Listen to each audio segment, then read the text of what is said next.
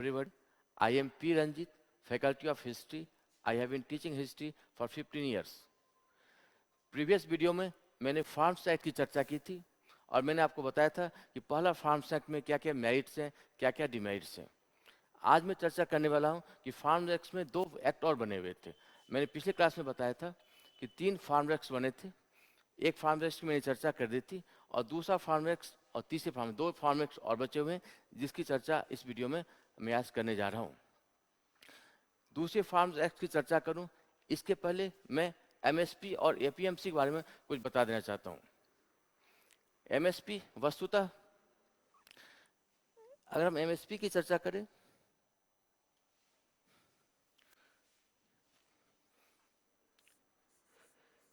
MSP और APMC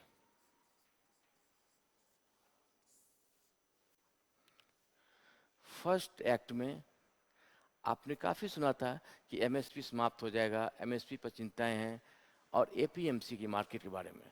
तो आज मैं चर्चा करने जा रहा हूं कि आखिर ये एपीएमसी क्या है और एमएसपी क्या है, कौन दे सकता है और इसके क्या क्या प्रावधान है। एमएसपी का फुल फॉर्म है minimum support price. Minimum support price, support price. तो सबसे पहले याद रखेंगे इसका हिंदी में नाम है न्यूनतम समर्थन मूल्य, या इंग्लिश वर्जन में मिनिमम सपोर्ट प्राइस। ये ऐसा नहीं था कि मिनिमम सपोर्ट प्राइस से एमएसपी शुरुआत से दिया जा रहा था। एक्चुअली हुआ क्या कि 1962 आपने देखा होगा, 1962 में चाइना से वार हुआ, फिर 1965 में पाकिस्तान से युद्ध होता है। इसी दौरान 65, 45, 65, 65, 66 में 65, 67 में भारत में भयंकर अकाल और सूखा पड़े। इसके साथ साथ बांग्लादेश के निर्माण के वक्त करोड़ों की संख्या में रिफ्यूजी भारत है। इस सब को देख, इसके अलावा उसी वक्त अमेरिका ने PL 480 के तहत जो निर्यात हमें जो अनाज हमें देती थी, उस अनाज को देना उन्होंने बंद कर दिया, आनाकानी करने लगे। तो भारत में एक ऐसा माहौल बन गया जहां पर हम फूड ग्रेन के लिए, अनाज के लिए जो निर्भरता थी वो धीरे धीरे समाप्त हो रही थी। और भारत में एक बहुत ही बड़ी समस्या आ गई अनाज की, खाद्यान्न की। इस समस्या का निवारण करने के लिए लाल बहादुर शास्त्री ने ग्रीन रेवोल्यूशन, हरित क्रांति लाने का प्रयास किया। तो उसी वक्त एक नया कंसेप्ट आया था जिसका नाम है ग्रीन रेवोल्यूशन, हरित क्रांति, ग्रीन रेवोल्यूशन, हरित क्रांति। तो हरित क्रांति लाने की पहले जो बैकग्राउंड थी वो बैकग्राउंड थी कि भारत में खाद्यान्न की गंभीर समस्या उत्पन्न हो गई थी। वो गंभीर समस्या कुछ तो भारत पाकिस्तान और भारत चाइना के युद्ध की वजह से हुई थी, कुछ अमेरिका अपने PL 480 के तहत जो अनाज उपलब्ध कराया करता था वो उन्होंने उस वक्त देना बंद कर दिया था। इसके साथ साथ बांग्लादेश से करोड़ों की संख्या में रिफ्यूजी भारत आए थे। इस गंभीर समस्या को देखते हुए तत्कालीन प्राइम मिनिस्टर शास्त्री जी को लगा कि जब तक देश खाद्यान्न के लिए आत्मनिर्भर नहीं होगा, जब तक फूड ग्रेन की सप्लाई उपलब्धता 100% लोगों के पास नहीं होगी, तब तक देश का विकास नहीं हो सकता, देश का डेवलपमेंट रुका रहेगा। क्यों? क्योंकि जो अनाज है, जो खाद्यान्न है, वो सबकी बेसिक नीड होती है। अगर इसके दाम बढ़ गए तो बाकी चीज़ों के कंपेरेटिव उसी हिसाब से बाकी चीज़ों के दाम भी बढ़ जाएंगे। इससे खाद्यान्न में आत्मनिर्भरता बहुत ही आवश्यक थी, बहुत ही जरूरत थी उस वक्त तो देश को कि कम से कम देश के लोग भूखे तो नहीं सोए, भूखे तो नहीं मरे। उसके लिए एक अमेरिकन वैज्ञानिक थे, एग्रो वैज्ञानिक, कृषि वैज्ञानिक, जिनका नाम था नॉर्मन बोरलॉग। आप नाम याद रखेंगे, बहुत ही फेमस नाम है, नॉर्मन बोरलॉग। इनको शास्त्री जी ने बुलाया। इसके साथ साथ इनको सपोर्ट करने के लिए एक भारतीय वैज्ञानिक थे, एग्रो वैज्ञानिक, एग्रो साइंटिस्ट, जिनका नाम था M. स्वामीनाथन। M. स्वामीनाथन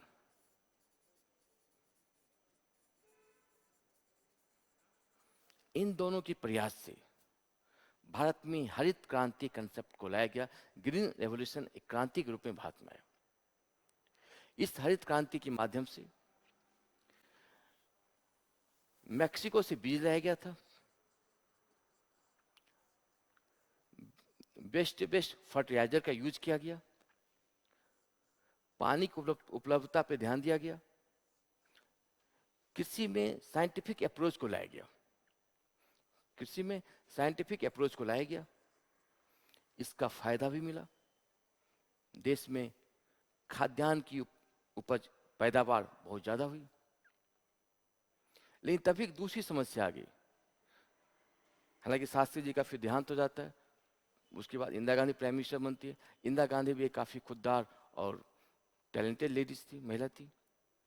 उनको लगा हम हरित क्रांति का फायदा तब तक नहीं पहुंचा पाएंगे जब तक एक किसानों में एक जोश हो, एक एनर्जी हो, उनको भरोसा हो कि हम अनाज तो उपजा लेंगे, लेकिन अनाज बेचेंगे कहाँ, अनाज खरीदेगा कौन। तो उसी जोश को भरने के, किसानों में जोश को लाने के लिए, एक एनर्जी लाने के लिए, एक आश्वासन देने के लिए कि आप अनाज उपजाओ, मैं गारंटी देता हूं, सरकार आपको गारंटी देती है कि आपका अनाज कोई खरीदे नहीं खरीदे, मैं जरूर खरीदूंगा। उसी क्रम में इस एमएसपी को लाया गया था। एमएसपी लाने का बैकग्राउंड जो था, इंदिरा गांधी की सरकार, तत्कालीन सरकार किसानों को एक गारंटी देना चाहती थी कि आप तो बेफिक्र होकर हरित क्रांति का फायदा उठाओ, आप तो अनाज उपजाओ, जो एक्सेस अनाज उपजेगा या अनाज जो होगा उसको, उसकी खरीदारी सरकार करेगी। और वो सरकार रेट फिक्स पहले ही कर दी थी कि आप तो इस रेट पर मैं अनाज आपका खरीदूंगी, ये मेरी गारंटी है, सरकार की गारंटी है। तो एमएसपी वस्तुतः किसानों को दिया गया गारंटी था, जो किसान फसल उपजाने से पहले किसानों को मिल जाता था। तो एमएसपी न्यूनतम समर्थन मूल्य, सरकार ने घोषणा की कि ठीक है, इस रेट पर किसानों के अनाज को हम खरीद लेंगे। तो आपने दो बातें समझी। एमएसपी शुरुआती दौर से भारत में नहीं दिया जा रहा था। इसकी शुरुआत जब भारत में हरित क्रांति का दौर आता है 1965 के बाद, जब देश में कृषि अनाज की पैदावार बढ़ती है, तब सरकार को लगा कि अनाज का पैदावार बढ़ने के साथ साथ हमें किसानों को गारंटी भी देना पड़ेगा कि ठीक है, तुम अनाज बेफिक्र होकर अनाज उपजाओ, मैं आपको गारंटी देता हूं कि सरकार आपके अनाज को खरीदेगी। तो उस 1965 के दौर के बाद, 60s के दशक के बाद भारत में एमएसपी का एक नया कंसेप्ट आता है, न्यूनतम समर्थन मूल्य, मिनिमम सपोर्ट प्राइस। तो मिनिमम सपोर्ट प्राइस वस्तुतः सरकार के द्वारा दी गई एक खाद्यान्न गारंटी थी कि आपके अनाज को कोई खरीदे न खरीदे, मैं तो खरीदूंगा। जब उस दौर में लाया गया था तो सिर्फ एक ही अनाज, गेहूं, ये मिनिमम सपोर्ट प्राइस सिर्फ गेहूं पे ही दिया जाता था। बाद में धीरे धीरे और सरकारों ने, किसानों ने और मांग रखी, कई राज्य सरकारों ने मांग रखी, कुछ इसमें राजनीति भी प्रवेश कर गई, और धीरे धीरे करते करते आज के डेट में इसमें 22+1 एक गन्ना को दिया जाता है, यानी टोटल 23 फसल पर एमएसपी दी जाती है। जो 1965 के दौर में एक गेहूं पे एमएसपी दी जाती थी, धीरे धीरे करते करते आज के डेट में टोटल 23 फसलों पर एमएसपी दी जाती है। तो अब सवाल है कि एमएसपी देता कौन है, इसका प्रोसेस क्या है, किसके माध्यम से, किस सरकार के माध्यम से एमएसपी किसानों को मिलता है। इसके लिए एक कमेटी होती है, आर्थिक मामलों की कमेटी होती है, जो फसल उपजाने से पहले अनुमान लगाती है कि किसान को इस फसल उपजाने में मिनिमम कितना खर्चा लगेगा, कितना का खर्चा आता होगा। उसी हिसाब से एक एस्टिमेट बना के वो कमेटी, संसदीय कमेटी, सरकार को देती है। और सरकार के आर्थिक मामलों की कमेटी, आर्थिक मामलों की जो मंत्रालय होती है, उस कमेटी की सिफारिश के अकॉर्डिंग अंततः फैसला लेती है इस साल गेहूं, चावल, जो 22 फसलों के जो एमएसपी के दाम है, ये डिफरेंट इतने दाम में एमएसपी सरकार देगी। तो सरकार की आर्थिक मामलों की मंत्रालय जो है, मंत्रालय इस एमएसपी की घोषणा करती है कि हम इस साल इन फसलों पे, इस फसलों का रेट एमएसपी के माध्यम से इतना रहेगा। लेकिन इसमें एक कमेटी बनी थी, जिस कमेटी का नाम था स्वामीनाथन कमेटी। आप इसे याद रखेंगे एग्जाम के पर्पज से, स्वामीनाथन कमेटी। अब किसान पूछते हैं कि आपने जो हमारे फसल लगाने का अंदाजा लगाया कि किसान को इतना खर्चा लगेगा, वो किस आधार पे लगाया, किस बेस पे आपने लगाया? इसको लेकर काफी विवाद, काफी कंट्रोवर्सी चल रही थी। अंततः सरकार ने एक कमेटी का गठन किया, एक समिति बनाई, जिस समिति का नाम था स्वामीनाथन कमेटी। और स्वामीनाथन कमेटी ने अंततः एक तरीका बताया कि किस तरीके, किस आधार पर हम किसानों को एमएसपी की घोषणा कर सकते हैं। आप उसको ऐसे समझेंगे, ए टू प्लस वो एफ, ये उन्हीं का दिया हुआ है, और C2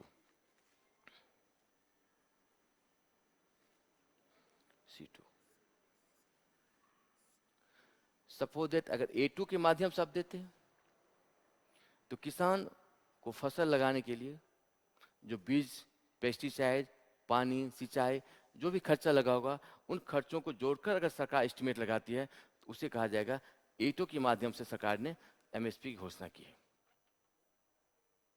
इसके अलावा A2 के साथ साथ आखिर किसान या किसान की फैमिली उस जमीन पर मेहनत भी तो कर रहे हैं, उनका लेबर कॉस्ट भी तो लगेगा।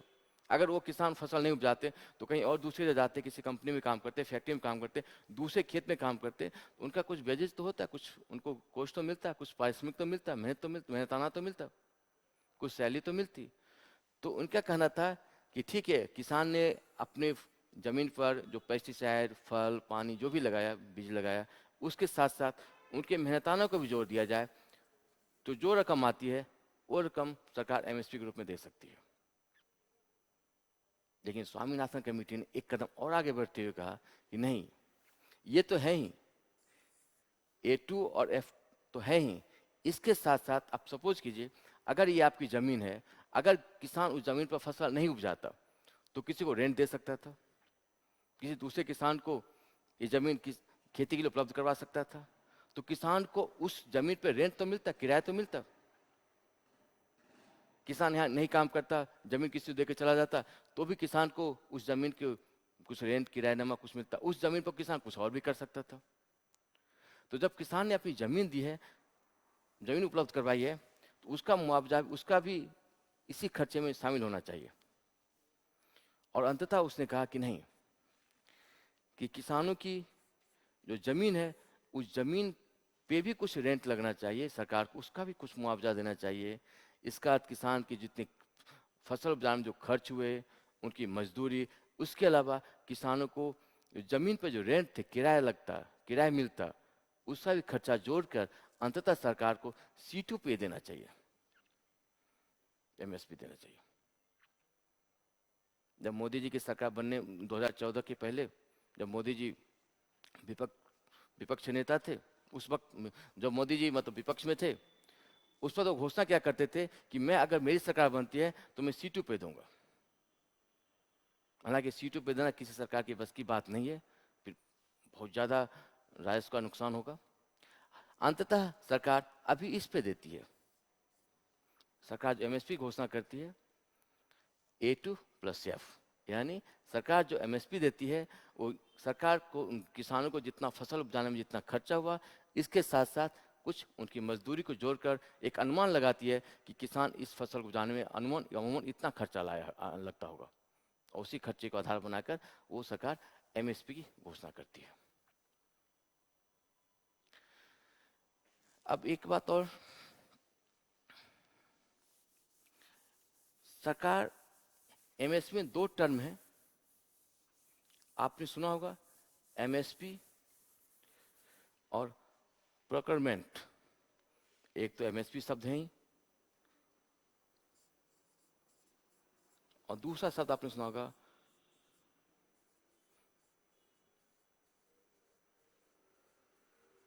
प्रोक्योरमेंट।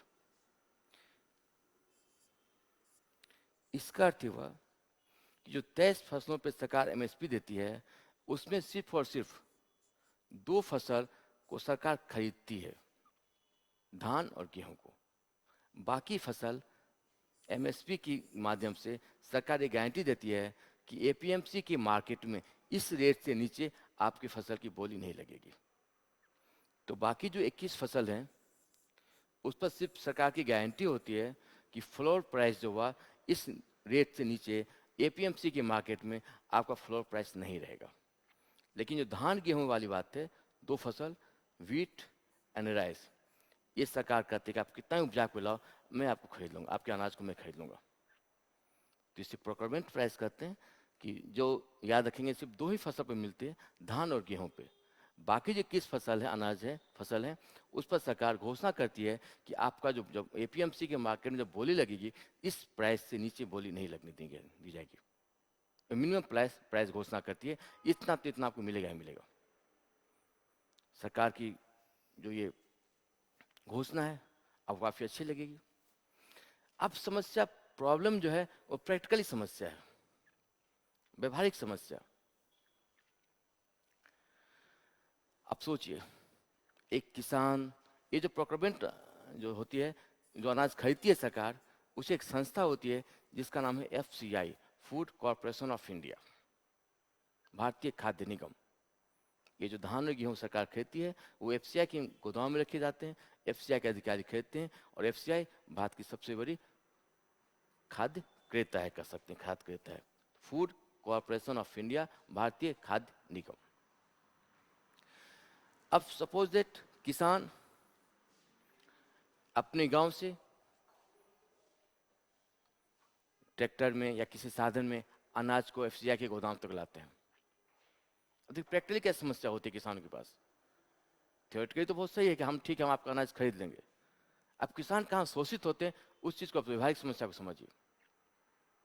किसान ने अपने अनाज को ट्रैक्टर में भरकर, कुछ ट्रैक्टर का कोष लगा होगा, कुछ लादने का कोष लगा होगा, फिर वो मंडी में लाते हैं, एफसीआई गोदाम तक लाते हैं। अब जब एफसीआई के गोदाम तक, मान लीजिए एक किसान है, वो एफसीआई गोदाम तक आया। अब एफसीआई के अधिकारी बोलते कि आज तो छुट्टी है, आज तुम आपका अनाज मैं नहीं ले सकता हूँ, तो आप 3 दिन के बाद आना। आज गोदाम खाली नहीं है, आज वेयर हाउस खाली नहीं है, आज तौलने के इंस्ट्रूमेंट सही नहीं है, आज अधिकारी नहीं है। तो मतलब एक प्रोसेस होता है, आपने सुना होगा लाल फीताशाही, भ्रष्टाचार, सरकारी तंत्र, सरकारी सिस्टम, और अंततः किसानों का शोषण। अब एफसीआई के अधिकारी और एफसीआई के कुछ दलाल होते हैं, मिडिल मैन होते हैं, जो अंततः एक की जो फसल है अनाज, इसको एफसीआई तक पहुंचने नहीं देते। अब किसान बेचारा गांव से आया, गोदाम तक आया, 2 बार, एक बार वापस चला गया, दूसरा भी फिर वापस चला जाएगा। अब सोचिए कितनी बार वापस जाएगा, कितने खर्चे उसके बढ़ जाएंगे। अब ये मिडिल मैन कहता है, दलाल कहता है कि ऐसा करो, तुम 1900 रुपया में जो वहां बेचोगे अनाज, मान लिया तुम 1600-1700 में तुम मुझे ही बेच दो। अंततः किसान थक हार कर ये गोदाम में जाने के बजाय अनाज इसी मिडिल मैन को बेच देता है, दलाल को बेच देता है। और दलाल और एफसीआई के अधिकारी की साठगांठ होती है, और दलाल इसी किसान के नाम पर अंततः अनाज को फिर गोदाम में भिजवा देता है, जिसमें एफसीआई के अधिकारी की और दलाल की दोनों की मिलीभगत होती है। तो जो अंततः जो फायदा किसानों को मिलना चाहिए था, किसान वहीं के वहीं रह गए, उनको और कम ही मिला। जितना मिलना चाहिए, मार्केट में मिलना चाहिए रेट, उस रेट से कम ही रेट पर उनका अनाज बिका। और फायदा किसने उठा लिया? एफसीआई के अधिकारी ने या दलाल ने। इसलिए आपने काफी बार सुना होगा कि एमएसपी पे खरीद सिर्फ 6% की होती है, बाकी 94% तो एमएसपी में बिकती ही नहीं है। तो इसका अर्थ हुआ कि बाकी जो 94% है वो दलालों के हाथों चला जाता है, मिडिल मैन के पास चला जाता है। मात्र 6% ही सही में एफसीआई गोदाम या सरकारी तंत्र के पास आता है। ये जो गठजोड़ है, ये जो सरकारी तंत्र का सिस्टम है, ये सरकारी सिस्टम है, इसमें किसान इतने थक हार चुके होते हैं कि अब वो एक तो फसल उन्होंने औने पौने दाम पे बेच दिया, दूसरा एफसीआई वाले क्या करते हैं कि जो खराब अनाज होते हैं वो अपने गोदाम में भर लेते हैं और अच्छे से अनाज वो मार्केट में उतार देते हैं, ऊंचे दाम पे बेच देते हैं। एक और टेक्निकल समस्या है, एफसीआई के अपने गोदाम नहीं है, वेयर हाउस नहीं है, इसलिए लाखों करोड़ टन अनाज यूं खराब हो जाते हैं। तो कहीं न कहीं समस्या खाद्यान्न की उपलब्धता की नहीं है, खाद्यान्न की वितरण की है। अपना देश जब 1965 के बाद जो एमएसपी कंसेप्ट लाया गया था या हरित क्रांति का कंसेप्ट लाया गया था, 80s के दशक आते आते हम खाद्यान्न में आत्मनिर्भर हो गए और 90s के दशक आते आते हम फूड एक्सपोर्टर बन गए। अब भारत में कोई किसान गरीब नहीं है, कोई किसान भूखा नहीं सोता है। समस्या खाद्यान्न की नहीं है, समस्या है खाद्यान्न के वितरण की। जो बिचौलिए हैं, जो भ्रष्ट अधिकारी हैं, अपना सरकारी तंत्र का सिस्टम है, लेट लतीफ़ी, लाल फीताशाही, जिसका फायदा अंततः किसानों को नहीं मिल पाता और मात्र 6% किसान ही इस एमएसपी का फायदा उठा पाते हैं।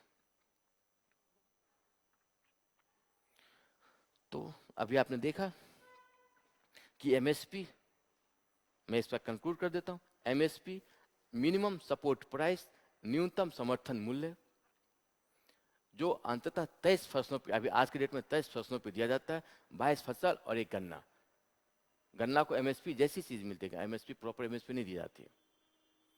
ये जो एमएसपी है, इसमें दो ऐसे फसल हैं, गेहूं और चावल, जिसे सरकार प्रोक्योरमेंट कर लेती है, खरीद लेती है, और बाकी 21 जो फसल बचे उस पर सरकार बोलती है कि एपीएमसी के मार्केट में आप जाकर बेच दो, उस मार्केट में इस फ्लोर रेट से, इस रेट से कम कीमत पर आपकी बोली नहीं लगेगी। और जो गेहूं और चावल अनाज खरीदती है सरकार, उसे एफसीआई के गोदाम में रखा जाता है। लेकिन सरकारी तंत्र के लाल फीताशाही की वजह से किसान इस योजना का बहुत ज्यादा फायदा नहीं उठा पाते। अब जो एमएसपी का जो विरोध हो रहा है, समर्थन भी हो रहा है, इसके पीछे तर्क देखते हैं कि आखिर समर्थन करने वाले की क्या पॉइंट है और विरोध करने वाले के क्या पॉइंट है। आखिर समर्थन क्यों किया जा रहा है और विरोध की क्या वजह है।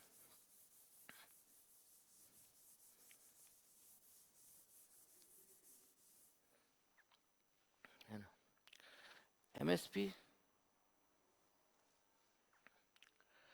की कुछ मेरिट्स हैं, कुछ डिमेरिट्स हैं।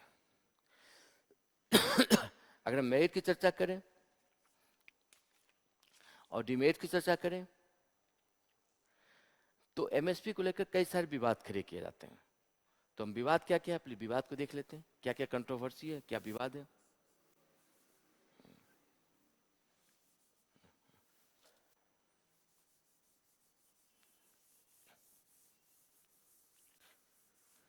एमएसपी को लेकर खड़े किया जा रहे विवाद।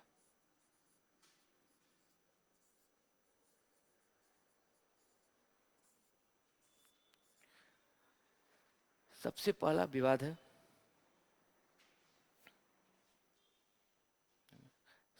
विवाद है, आखिर प्राइस फिक्सिंग मैकेनिज्म,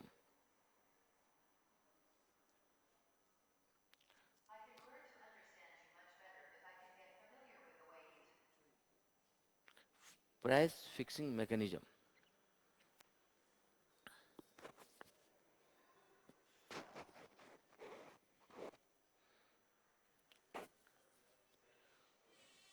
क्या हो गया भैया आपका,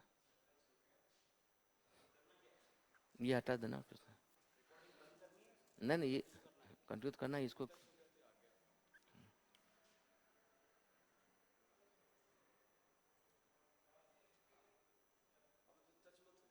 अच्छा इधर हो गया क्या, ओ हो गया ना, ठीक।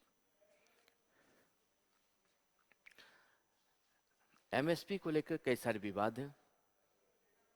अब हम चर्चा करेंगे आखिर एमएसपी को लेकर क्या क्या विवाद है। एमएसपी को लेकर आपने सुना होगा, काफी विवाद हैं, काफी चर्चे में एमएसपी है। तो सबसे पहला विवाद है price fixing mechanism. Price fixing mechanism, इसके साथ साथ जो दूसरा पॉइंट है वो है व्हाई ओनली 22। इसके साथ साथ है वेस्टेज, करप्शन,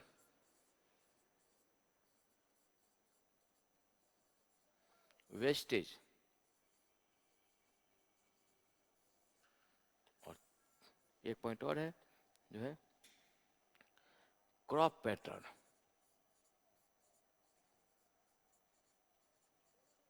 वाटर,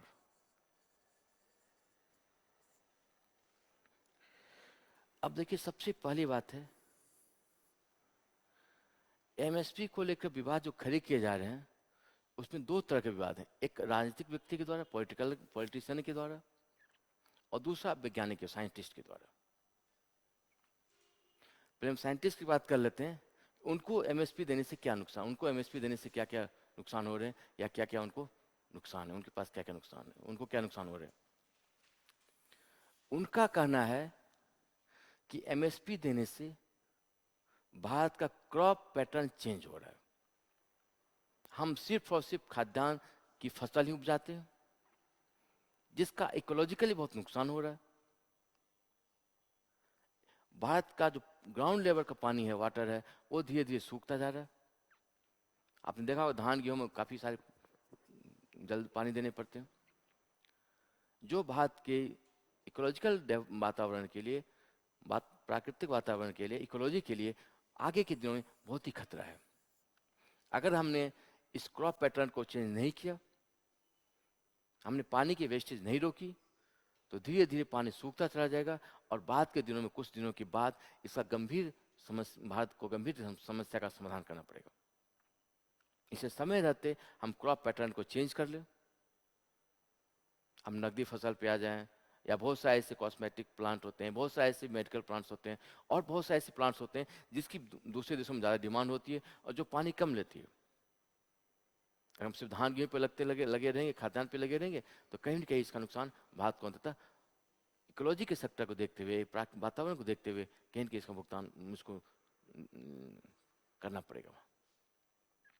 तो एक तो हम उस समस्या को भी समझेंगे कि भारत का क्रॉप पैटर्न और पानी की उपलब्धता को देखते हुए, और एमएसपी की वजह से लोग, उनको लगता है कि हमें खाद्यान्न गारंटी है, हमें तो गेहूं चावल कीमत मिल ही जाएगी, हम इसी बाईस फसल उपजाते रहते हैं।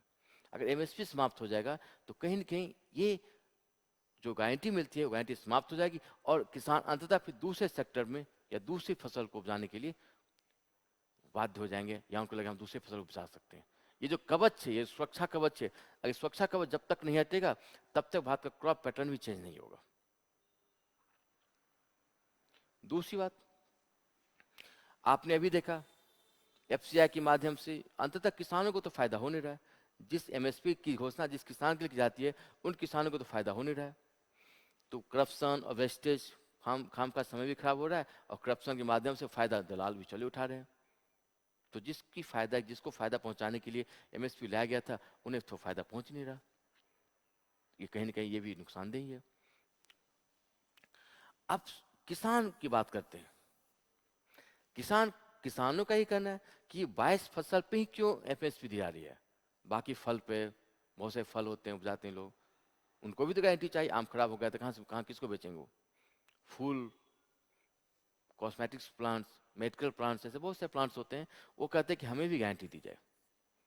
भाई कोई कहीं मार्केट में नहीं बिका, तो एमएसपी के माध्यम से सरकारी गोदाम में, हम सरकारी माध्यम में बेच सकते हैं। तो किसानों की कुछ मांग होती है। और जो सबसे बड़ी समस्या है, वो प्राइस फिक्सिंग। मैंने अभी आपको समझाया था, प्राइस स्वामीनाथन कमेटी ने C2 पर देने की घोषणा की, लेकिन सरकार C2 पर नहीं देती है। अब किसान और सरकार के बीच हमेशा ये विवाद बना रहता है कि प्राइस फिक्सिंग जो मैकेनिज्म है, वो सही नहीं है। हमें उतना मुआवजा नहीं मिलता है जितना मुआवजा मिलना चाहिए। तो एक प्राइस फिक्सिंग मैकेनिज्म सही नहीं है, जिसकी मांग किसान बार बार कर रहे हैं। बहुत सारे किसान ये कह रहे हैं कि सिर्फ 22 फसल पे क्यों दिया जा रहा है, हमें भी क्यों नहीं? फल वाले, फूल वाले, वो भी मांग कर रहे हैं कि हमें भी मिलना चाहिए। और अभी आपको मैं समझाया कि करप्शन और वेस्टेज के माध्यम से जिसके फायदे के लिए एमएसपी लाया गया, फायदा उनको मिल नहीं रहा है। और इकोलॉजिकल वैज्ञानिक जो हैं, जो साइंटिस्ट हैं, उनका कहना है कि इसकी वजह से भारत की इकोलॉजी खराब हो रही है, भारत का एनवायरनमेंट खराब हो रहा है, भारत का ग्राउंड लेवल का पानी सूख रहा है, जिसकी गंभीर समस्या आने वाले दिनों में हो जाएंगे। जब तक ये कवच नहीं हटाया जाएगा, जब तक ये सुरक्षा कवच नहीं हटेगा, तब तक किसान दूसरी फसल उपजाने के लिए प्रेरित नहीं होंगे। इसे सरकार को एमएसपी खत्म कर देनी चाहिए, और ताकि भारत का क्रॉप पैटर्न चेंज हो, लोग अलग अलग फसल, अलग तरह के फसल, फल उपजाना शुरू करें, जिसपे पानी कम लगते हों। और तीसरा, ये गेहूं चावल उपजाने की वजह से भारत की ग्राउंड लेवल पानी बहुत समाप्त हो रहा है, धीरे धीरे समाप्त हो रहा है, जिस समस्या पर एग्रो साइंटिस्ट काफ़ी दिनों से मांग उठा रहे हैं कि ये फसल पैटर्न, फूड पैटर्न चेंज होना चाहिए, क्रॉप पैटर्न चेंज होना चाहिए। इसके साथ साथ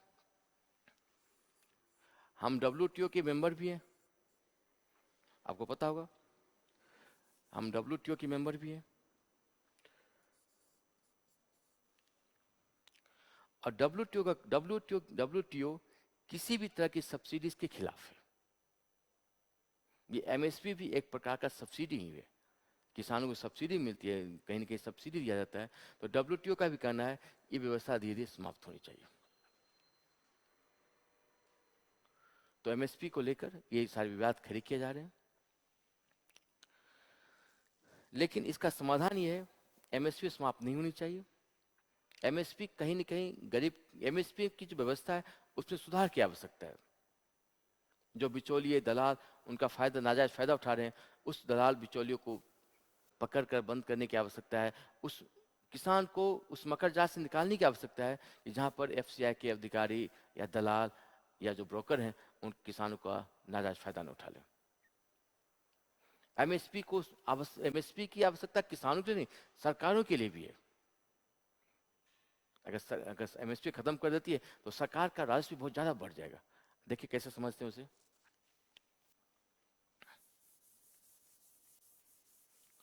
सरकार इतना अनाज खरीदती है, आखिर वो अनाज का क्या करती है? वो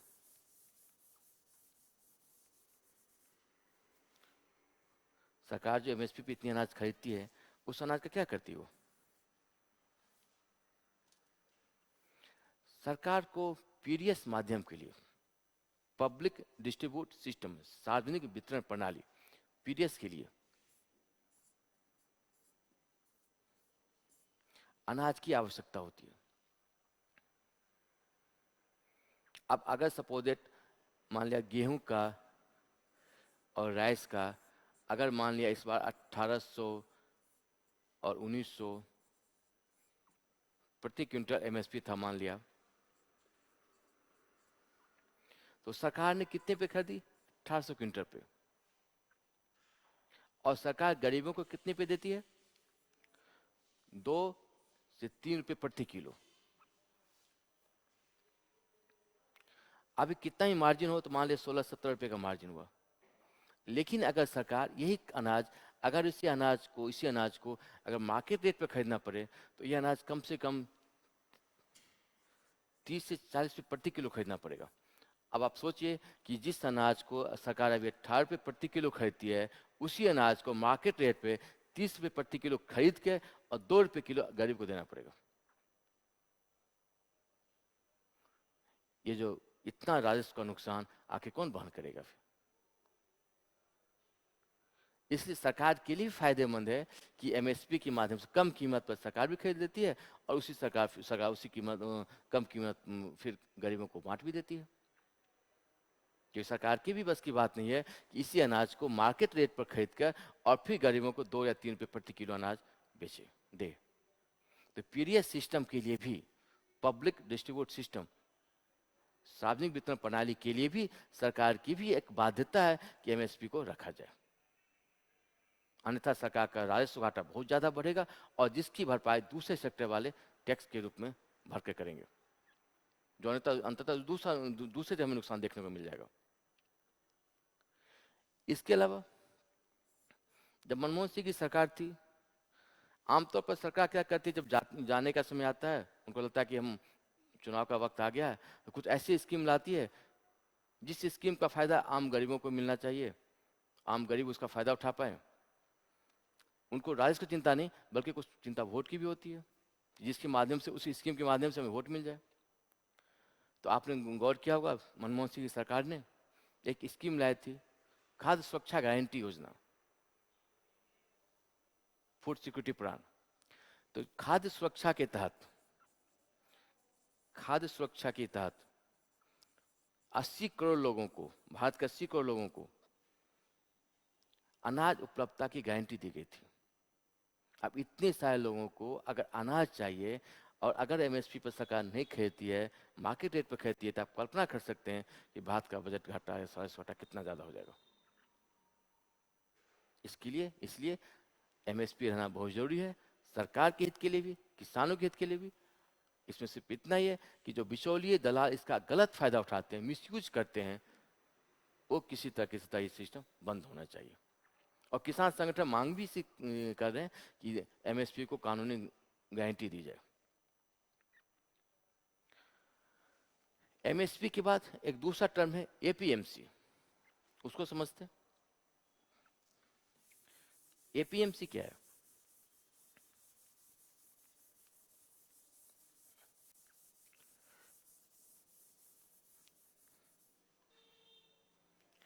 जब नेहरू जी की सरकार थी तो उनको लगा सबसे ज्यादा शोषित किसान थे, किसानों का काफी शोषण हो रहा था।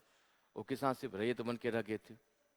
उनका शोषण जमींदार, सामंत, गांव के बड़े किसान और उसके बाद शहर के व्यापारी सब उठा रहे थे। वो किसान फसल उपजा रहे थे, अनाज उपजाते थे, जिसका नाजायज फायदा, नाजायज कीमत दलाल और ब्रोकर और जमींदार उठा रहे थे। तो इसी व्यवस्था को रोकने के लिए एक कानून लाया गया था जिसका नाम था एपीएमसी एक्ट। एपीएमसी एक्ट,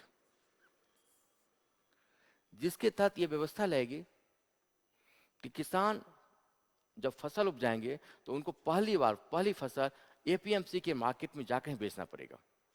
वो न किसी दलाल को बेच सकते हैं, न किसी ब्रोकर को बेच सकते हैं, न किसी बिजनेसमैन को बेच सकते हैं, न किसी जमींदार ले सकता है उनसे, न कोई लैंडलॉर्ड ले सकता है। जो किसान अपनी फसल उपजाएंगे उस फसल को सबसे पहली बार, ये बाध्यता था किसान के लिए कि आप अपनी पहली फसल एपीएमसी के मार्केट में जाकर ही बेच सकते हैं, जिसे अलग राज्य में अलग नाम दिया गया। कहीं बाजार समिति, कहीं कृषि समिति, कहीं बाजार मंडी, कहीं सब्जी मंडी, कहीं धान मंडी, अलग अलग स्टेट में अलग अलग नाम दिया जाता है। तो ये जो एपीएमसी का मार्केट था, इस मार्केट में जाके ही एक प्रकार का मार्केट हुआ करता था। इस मार्केट में जाकर ही किसानों को पहली बार अपने फसल बेचने पड़ते थे मंडी में जाकर। सरकार ये सोचती थी कि किसान की जो फसल थी दूसरा कोई ना खरीद ले, बेचारे भोले वाले किसान होते हैं, दूसरा व्यक्ति को ठगने ले, इसलिए एपीएमसी के मार्केट में जाकर सरकार बेचेगी। और सरकार एपीएमसी के मार्केट में बोली बेचेगी, इसके लिए वहां पे कुछ ब्रोकर, कुछ आढ़ती होते थे जिनको सरकार नियुक्त करती थी। मिडिल मैन होते थे आढ़ती। वो आढ़ती सारी व्यवस्था करेंगे। किसान गांव से अपनी फसल लेकर आएगा, उनके रहने की व्यवस्था, उनके फसल की सुरक्षा की गारंटी, तौलने की गारंटी, फसल खराब ना हो, चोरी ना हो, ये सारी व्यवस्था आढ़ती करते थे। आढ़ती आप आमतौर पर उसी गांव के होते थे जिनको सरकार लाइसेंस देती थी, और वो किसान से 2.5%, इसकी वजह 2.5% टैक्स भी लेते थे। तो अपने अपने हर किसान के अपने आढ़ती होते थे, और किसान अपने फसल को उस आढ़ती के पास लेके आते थे, और आढ़तिया सारी व्यवस्था करता था, रहने खाने की व्यवस्था करना, अनाज को बेचने की सारी व्यवस्था करता था। और जिसके बदले ये जो मिडिल मैन आढ़तिया था वो 2.5% टैक्स लेता था। लेकिन समस्या अब और दूसरी तरफ से आ गई। प्रैक्टिस समस्या देखिए, अब जो किसान फसल लेके आते थे, आढ़ती कम होते थे, सारे आढ़ती आपस में मिल गए कि मान लिया सपोज दाल लाया उसने, अब सब आढ़ती आपस में मिल गए कि ठीक है, हमको 20 से 21 22 से ज़्यादा देना ही नहीं है किसानों को। किसान सोच के कि मुझे 40 रुपये मिलेगा, सारे आढ़ती बोले नहीं, मैं तो 20 से ज़्यादा दे नहीं पाऊंगा, आगे मार्केट है ही नहीं। ये एक अल्पतंत्र विकसित हो गया, एक ऐसा सिस्टम विकसित हो गया जहां कुछ लोगों ने, डिक्टेटरशिप हो गया, जहां कुछ लोगों ने इस एपीएमसी मार्केट पर कब्जा कर लिया कि किसानों का फसल हम इस रेट से ज़्यादा नहीं बेचने देंगे। अब किसान परेशान होकर आखिर में उसी रेट पर उनको बेचने पड़ते थे। सपोज किसान मान लिया दाल लाया, वो दाल सोच के लाया था मुझे 40 रुपये प्रति किलो बेचना है, और यहाँ जो आढ़ती हैं वो बोले 20 से ज़्यादा मैं दे नहीं पाऊंगा। जितने आढ़ती थी, कुछ आढ़ती कम संख्या में होते हैं, 10-20 जितने आढ़ती थे, मैं तो 20 दूंगा, 19 दूंगा, 22 दूंगा। अब अंततः किसान को इस दाल को 40 के बजाय 22 में बेच के आना पड़ गया। नुकसान किसान का हुआ, किसान की भरपाई तो हुई नहीं, किसान गरीब का गरीब रह गया। यहाँ भी एफसीआई के बिचौलिए की तरह आढ़ती ने इनका फायदा उठा लिया, और यही दाल अंततः आढ़ती ने मार्केट में 60-70 रुपए किलो बेच रहे हैं। तो किसान औने पौने दाम पर अपने अनाज को बेचा, आढ़ाती ने ऊंची कीमत पर अनाज को खरीदा और ऊंची कीमत पर मार्केट में बेच दिया। अब इसे किसान, ये किसान इसी दाल, अपने ही दाल को 60 रुपये में खरीद कर लाएगा। तो एपीएमसी मार्केट की जो डिक्टेटरशिप थी, जो अल्पतंत्र विकसित था, ऑलिगो सिस्टम बोलते हैं इसे, इस सिस्टम ने अंततः यहां भी किसानों का फायदा होने नहीं दिया। लेकिन ये जो कानून था, एमएसपी का कानून, एपीएमसी का कानून, दोनों कानून किसान की भलाई के लिए लाया गया था। लेकिन एक ऐसा सिस्टम तैयार हो गया, एक ऐसा भ्रष्ट तंत्र तैयार हो गया जहां पे एमएसपी और एपीएमसी का फायदा किसान नहीं उठा पाए और अंततः बिचौलिए इसका फायदा उठा लिया। इसी व्यवस्था को देखते हुए भारत में बिहार स्टेट ने इस एपीएमसी कानून को हटा दिया। इस एपीएमसी एक्ट को हटाने वाले का स्टेट मात्र बिहार है। बिहार ने इस कानून को हटा दिया, आप अपनी अनाज कहीं बेच सकते हैं। अब गौर करेंगे, एक 2006 के बाद, इस कानून के हटने के बाद पूरे इंडिया में बिहार में कृषि की ग्रोथ सबसे ज्यादा हुई है, 4.5%। वहीं पे पंजाब जैसे स्टेट की ग्रोथ रेट है 1.5%, 1.5%। तो कहीं न कहीं एपीएमसी का फायदा किसानों को मिला बिहार में। बिहार को देखते हुए कुछ महाराष्ट्र, बाद में महाराष्ट्र और कर्नाटक स्टेट ने भी ये कानून लाया, कुछ अलग तरीके का कानून लाया। अब ये जो सरकार है, ये जो कानून बना है इस सरकार के द्वारा, इसमें यही बाध्यता मैंने बता रहा था आपको कि एपीएमसी कानून को हटाने की बाध्यता है कि अब किसान एपीएमसी के छोड़कर एपीएमसी में जा सकते हैं। किसान एपीएमसी के अलावा किसी मार्केट में जाकर, कहीं भी जाकर अपने अनाज को बेच सकते हैं। एपीएमसी में जाकर बेचने की जो बाध्यता थी, इस कानून के माध्यम से उनको इस बाध्यता से मुक्त कर दिया गया। अब ना कोई दलाल होंगे, ना कोई आढ़ती होंगे, उनको जहां मर्जी है जहां जाके बेच सकते हैं। इनके कुछ फायदे भी हैं, कुछ नुकसान भी है, जो कि प्रीवियस वीडियो में मैंने इसकी चर्चा की थी कि क्या क्या फायदे हैं, क्या क्या नुकसान है। तो मैंने दो चीज आपको समझाने का प्रयास किया, एक एपीएमसी, एक एमएसपी। एपीएमसी एक मार्केट होता है जहां पे किसान अपनी पहली बार अपनी फसल को बेचते थे, जिसे अलग अलग स्टेट में अलग अलग नाम दिया गया। कहीं बाजार समिति, कहीं कृषि समिति, कहीं बाजार मंडी, कहीं धान मंडी, कहीं बाजार समिति। उस मार्केट में किसान बोली लगाते थे और आढ़ती होते थे जो जिनका काम होता था किसानों की फसल को सही ढंग से व्यवस्था करके बिकवा देना। और एमएसपी होती थी, गारंटी होती थी कि सरकार इस कीमत पर धान गेहूं को खरीदेगी, या इस कीमत से नीचे एपीएमसी के मार्केट में इस कीमत से नीचे, वो फ्लोर मार्केट होता था, इस कीमत से नीचे बोली नहीं लगेगी, इसके ऊपर ही बोली लगेगी। एक तरह से एमएसपी सुरक्षा कवच था, वो भी फसल जाने से पहले उनको दिया जाता था, एक सुरक्षा कवच। ठीक है, आप कहीं बिके न बिके, सरकार आपके अनाज को खरीद लेगा। तो एमएसपी और एपीएमसी के माध्यम से सरकार ने किसानों को सुरक्षा कवच देने का प्रयास किया था कि किसान ज्यादा से ज्यादा इसका फायदा उठा पाए। इस बिल के माध्यम से इस एपीएमसी को के अलावा और भी विकल्प देने का सरकार द्वारा प्रयास किया गया है। अब हम चर्चा करेंगे कि आखिर जो दूसरा एक्ट आया है, उस एक्ट में ऐसी क्या खास बातें हैं और उस एक्ट में क्या क्या मेरिट्स हैं, क्या डिमेरिट्स हैं।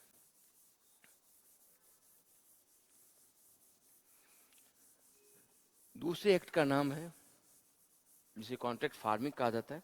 आपने सब सुना होगा, कॉन्ट्रैक्ट फार्मिंग। इस एक्ट के माध्यम से किसानों को आज़ादी दी गया है।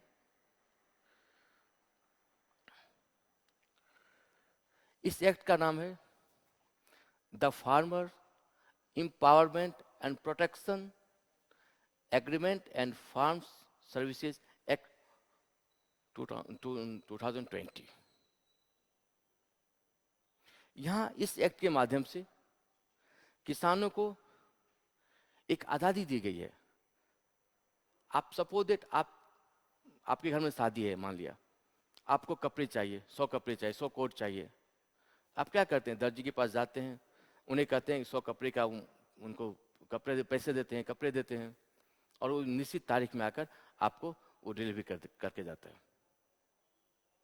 ऐसे बहुत से जूते के बनाने वाले कंपनी हो, जूते बनाने वाले हों, कोट बनाने वाले हों, ऐसे बहुत से मार्केट हैं जहाँ पे हम पहले पैसे देते हैं और फिर वो निश्चित टाइम पर वो काम करके मुझे देता है। इसी तरह का कुछ कानून इस एक्ट में किसानों के लिए बनाया गया है।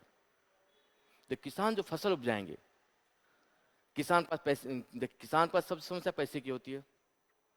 पैसा नहीं है उनके पास पैसा नहीं है, तकनीक नहीं है, टेक्नोलॉजी नहीं है, बाजार का अनुभव नहीं है, और इसके साथ साथ उनके पास एग्रो साइंटिस्ट की सुविधा उपलब्ध नहीं है। वो बेहतर खाद, बीज और पेस्टिसाइड वगैरह उनके पास उपलब्ध होते नहीं है। क्रॉप पैटर्न का अंदाजा नहीं है उन्हें, किस फसल की मार्केट में ज़्यादा डिमांड है, किस फसल की बाहर के देशों में ज़्यादा डिमांड है, उनका अनुभव नहीं होता है। इसी को देखते हुए सरकार ने एक दूसरा कानून लाया है, जिस कानून का नाम है, जिस कानून के तहत उन्हें कॉन्ट्रैक्ट फार्मिंग के तहत किसान को सुविधा दी गई है कि आपका खेत और जो स्पॉन्सर आएंगे, जो बिजनेसमैन आएंगे, किसान और स्पॉन्सरशिप के बीच एक समझौता होगा। आप मेहनत करेंगे, आपका खेत होगा, आप मेहनत करेंगे, और स्पॉन्सरशिप बाकी सुविधा स्पॉन्सर देगा, चाहे एग्रो साइंटिस्ट की भूमिका हो, चाहे खाद हो, बेहतर खाद हो, पानी की उपलब्धता करवाएगा, या फिर किस फसल को बेचने से उससे ज़्यादा फायदा हो, ये सब सुविधा स्पॉन्सर करवाएगा।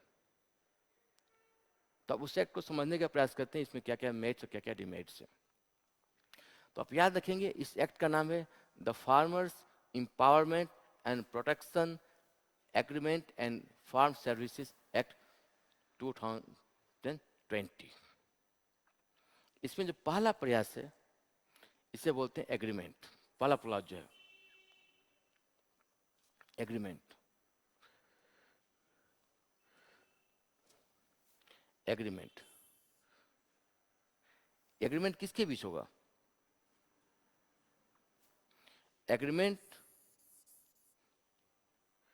एग्रीमेंट होगा किसान और स्पॉन्सर के बीच, फार्मर्स और स्पॉन्सर के बीच। स्पॉन्सर, किसान की जमीन रहेगी, लैंड किसान का होगा, मेहनत किसान की होगी।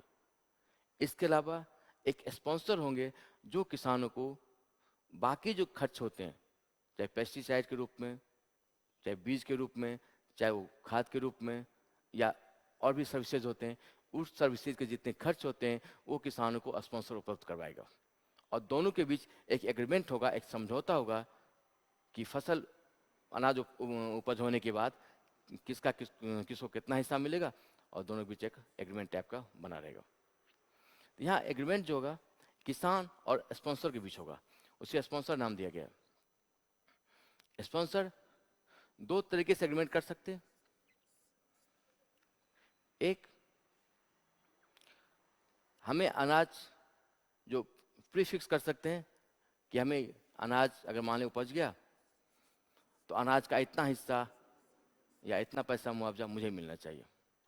मान लें 100 रुपये का अनाज बिका तो 60% मेरा हुआ, 40% आपका हुआ, पहले से फिक्स हो गया ये। और इस 40% 60% लेने के लिए हम आपको क्या क्या फैसिलिटी देंगे, क्या क्या सुविधाएं देंगे। एक कॉन्ट्रैक्ट में साइन हो गया कि ठीक है, जो स्पॉन्सर होगा वो खाद, बीज, पानी वानी सब उपलब्ध करवाएगा, जिसके बदले वो 60 या 40% लेके जाएगा। आमतौर पर दो पार्टी समझौता करती है, इसी तरह का यहाँ पर एग्रीमेंट बनाने का प्रयास किया गया। इसके अलावा इस एग्रीमेंट में लिखा रहेगा कि पैसे के साथ साथ जो स्पॉन्सर होगा पैसा भी देगा और कौन कौन सी सर्विसेज दे सकता है। सपोज दैट किसी फसल के लिए एग्रो साइंटिस्ट की आवश्यकता है तो एग्रो साइंटिस्ट उपलब्ध करवाएगा। किसी फसल के लिए अच्छे सीड्स की आवश्यकता है, बीज की आवश्यकता है, कहाँ से वाटर पानी लाना है, कहाँ से पेस्टिसाइड लाना है, किस मार्केट में बेचना है, ये सारी व्यवस्था स्पॉन्सर का करना पड़ेगा। तो स्पॉन्सर दो तरीके से एग्रीमेंट कर सकता है। एक कि हमसे पैसा देंगे, इतना पैसा देंगे, सारा मेहनत आपका, और दूसरा हम पैसा भी देंगे और ये सर्विसेज भी देंगे।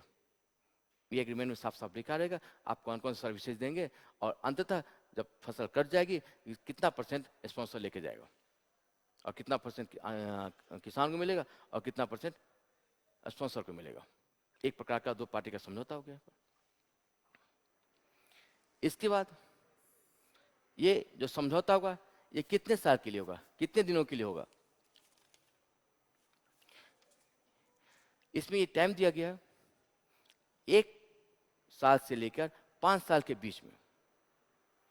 ये जो पीरियड दिया गया यहां पर 1 से लेकर 5 साल तक किसान एक क्रॉप सीजन से लेकर अगले 5 क्रॉप सीजन तक उस पार्टी से, स्पॉन्सर से समझौता कर सकते हैं। और अगर एनिमल हस्बेंड्री का बिजनेस है, एक ब्रीडिंग से लेकर अगले 5 ब्रीडिंग तक उससे समझौता कर सकते हैं, एग्रीमेंट कर सकते हैं। तीसरा, मॉडल कॉन्ट्रैक्ट। सरकार को लगती है, अब सपोज किसान अशिक्षित होते हैं, सरकार बोलती है अशिक्षित हैं, कम पढ़े लिखे होते हैं, और जो स्पॉन्सर पैसे वाले होंगे उनके पास अच्छे अच्छे वकील होंगे, कहीं ऐसा नहीं कि कॉन्ट्रैक्ट बना के किसानों को फंसा दे, वो उलझा दे। इससे सरकार एक मॉडल कॉन्ट्रैक्ट बनाने का प्रयास कर रही है कि ठीक है आपने अनाज बिका, कब लेगा, कितने साल का अनुभव, कितने साल का एग्रीमेंट है, कब पैसा मिलेगा, इस सारा एक मॉडल कॉन्ट्रैक्ट बनाने का प्रयास किया जा रहा है। चौथी बात, प्राइस फिक्सिंग मैकेनिज्म। यहां स्पष्ट कर दिया गया है कि फसल कटने या फसल बिकने के अगले ही दिन किसानों का जो हिस्सा होता है वो मिलना चाहिए, बशर्ते बैंक की हॉलीडे ना हो, या टेक्निकली कोई बाधा ना हो, या कोई छुट्टी वगैरह आ गया हो तो अलग बात है। अन्यथा अगर कोई ऐसा प्रोविजन नहीं है, कोई छुट्टी संडे सैटरडे या हॉलीडेज वगैरह नहीं है, तो किसानों को फसल बिकने के तुरंत बाद ही उस फसल का मुआवजा मिलना चाहिए, पैसा मिलना चाहिए। जितना एग्रीमेंट में लिखा गया था उस एग्रीमेंट की राशि किसानों को तुरंत का तुरंत मिलना चाहिए, इसमें कोई विवाद की गुंजाइश नहीं है। चौथी बात, डिलीवरी पेमेंट मैकेनिज्म। डिलीवरी किसानों को फसल देने की, डिलीवरी देने के तुरंत बाद ही पेमेंट मिल जाना चाहिए।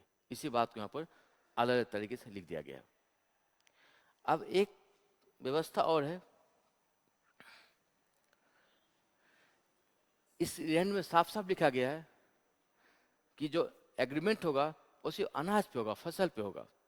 किसानों की जमीन पे कोई एग्रीमेंट नहीं है, आप किसान की जमीन नहीं ले सकते हैं। अगर और ना जमीन ले सकते हैं और उस जमीन पर कोई परमानेंट स्ट्रक्चर भी नहीं बना सकते हैं, कोई इमारत खड़ी नहीं कर सकते हैं। अगर किसान चाहता है तो इमारत बना के देंगे, वो भी आपको स्पॉन्सर को अपने पैसे से एग्रीमेंट समाप्त होने के बाद आपको एक परमानेंट स्ट्रक्चर जो आपने बनाया है उस स्ट्रक्चर को समाप्त करना पड़ेगा, तोड़ना पड़ेगा।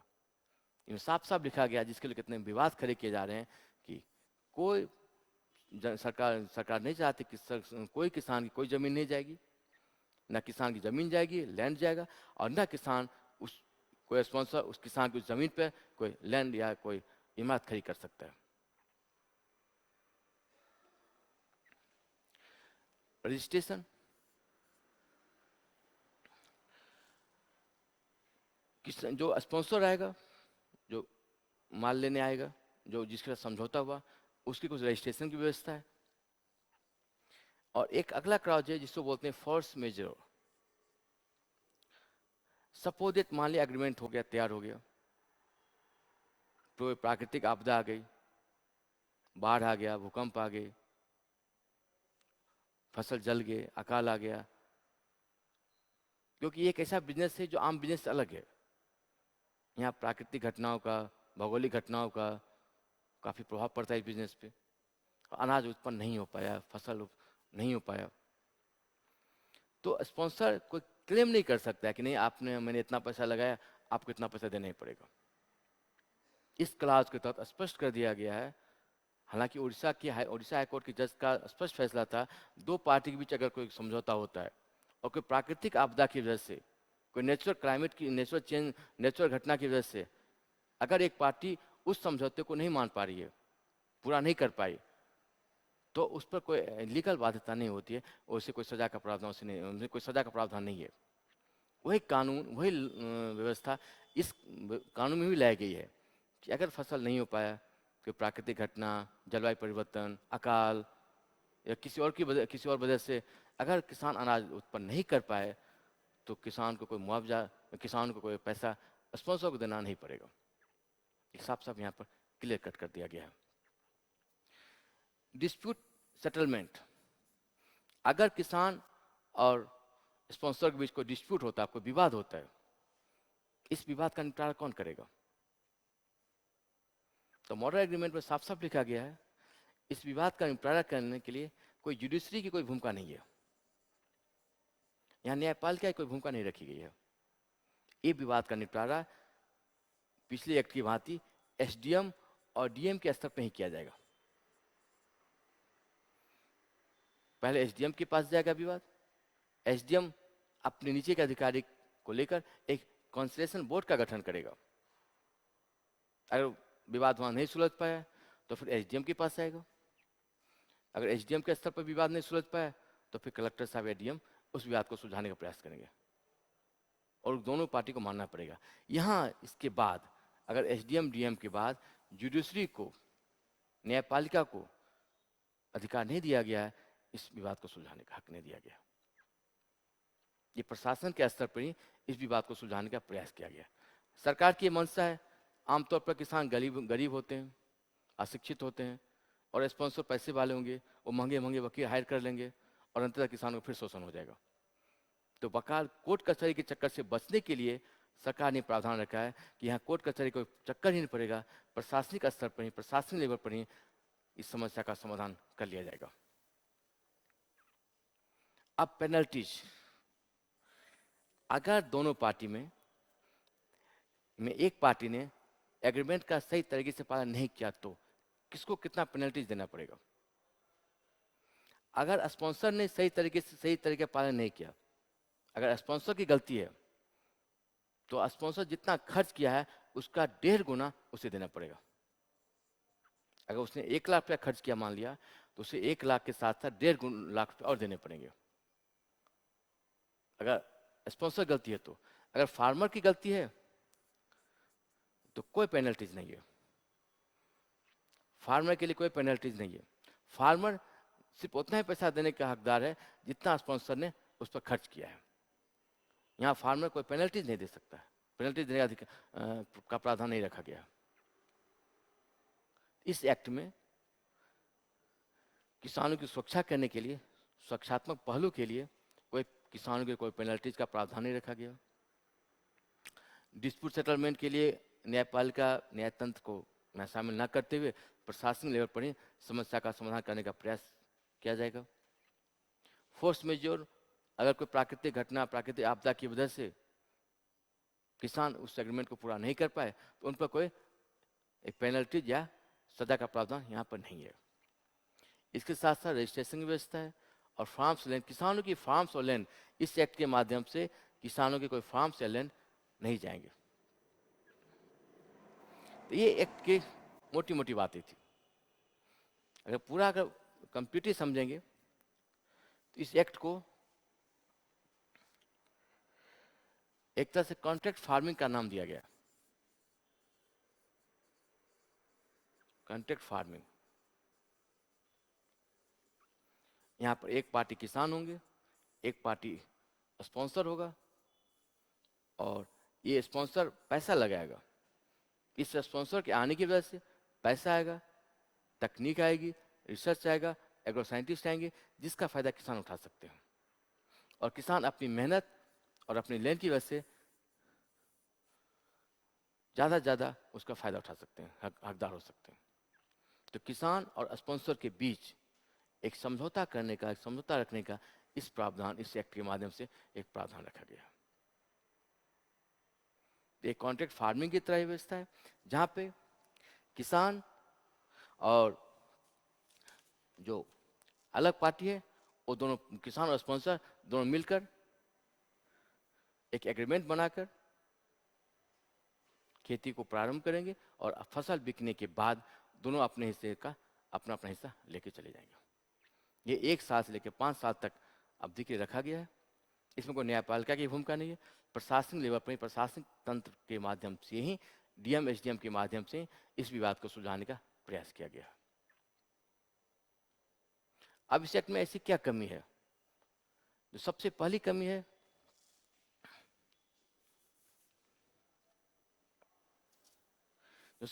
कमी है, यहाँ भी पिछली एक्ट की भांति यहाँ न्यायपालिका को या कोर्ट को अधिकार नहीं दिया गया है।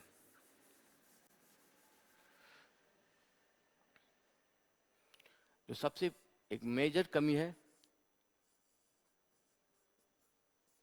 कोर्ट का इंटरवेंशन इस एक्ट के नहीं यहाँ पर नहीं दिया गया है। जबकि आमतौर पर अभी भी आम किसानों का, आम जनता का न्याय तंत्र पर काफी भरोसा होता है। उनको लगता है कि अगर न्याय सरकारी तंत्र न्याय नहीं दे पाए तो कम से कम कोर्ट में न्याय तो मिलेगा। अगर सरकार, पिछली एक्ट की बात मैंने बताया था, अगर सरकार कोर्ट को, न्याय तंत्र को शामिल नहीं करना चाहती है तो कोई ट्रिब्यूनल बना सकती है और इसकी अपील वो जुडिशरी डिस्ट्रिक्ट कोर्ट या हाई कोर्ट में, डिस्ट्रिक्ट कोर्ट या हाई कोर्ट के माध्यम से इसकी अपील या कोर्ट बना सकती है। तो यहाँ भी अगर कोर्ट को शामिल नहीं करना चाहती है तो कोर्ट के बजाय कोई ट्रिब्यूनल बना के इस समस्या का समाधान सरकार कर सकती है। इसके अलावा पिछले एक्ट की भांति जो स्पॉन्सर है उसके रजिस्ट्रेशन की पुख्ता व्यवस्था नहीं है। अगर वो भाग गया, सही से पालन नहीं कर पाया, तो उस जो स्पॉन्सर है उसकी रजिस्ट्रेशन की पुख्ता व्यवस्था इस एक्ट के माध्यम से नहीं की गई है। रेगुलेशन,